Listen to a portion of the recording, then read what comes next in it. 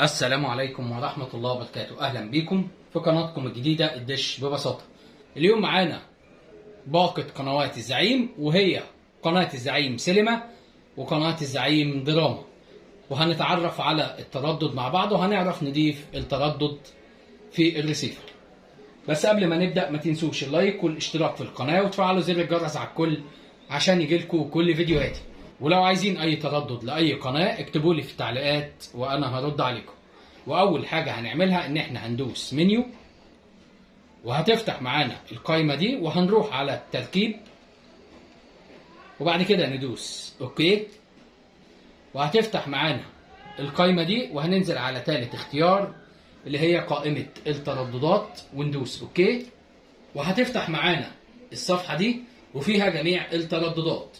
واول حاجة هنعملها ان احنا هنضيف التردد بالزرار الاحمر، وهتفتح معانا الصفحة دي وفيها هنكتب التردد، والتردد معانا هو 11678 ومعدل الترميز 27500.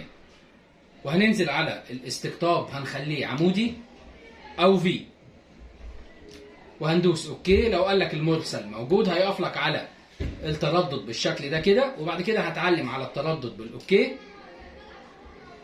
وهنعمل بحث بالزرار الازرق، وهتفتح معانا القائمة دي وفيها بحث الشبكة هنخليها مغلق، ونوع القناة هنخليها مجانية، وبعد كده هندوس اوكي عشان نبحث عن التردد.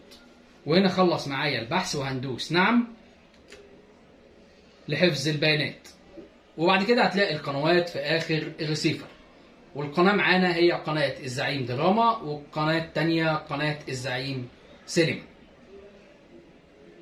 ولو عجبكم الفيديو ما تنسوش اللايك وتشتركوا في القناة وتفعلوا زر الجرس على الكل عشان يجيلكوا كل فيديوهاتي. ولو عايزين اي تردد لاي قناة اكتبوا لي في التعليقات وانا هرد عليكم. وما تنسوش في اخر الفيديو تصلوا على النبي.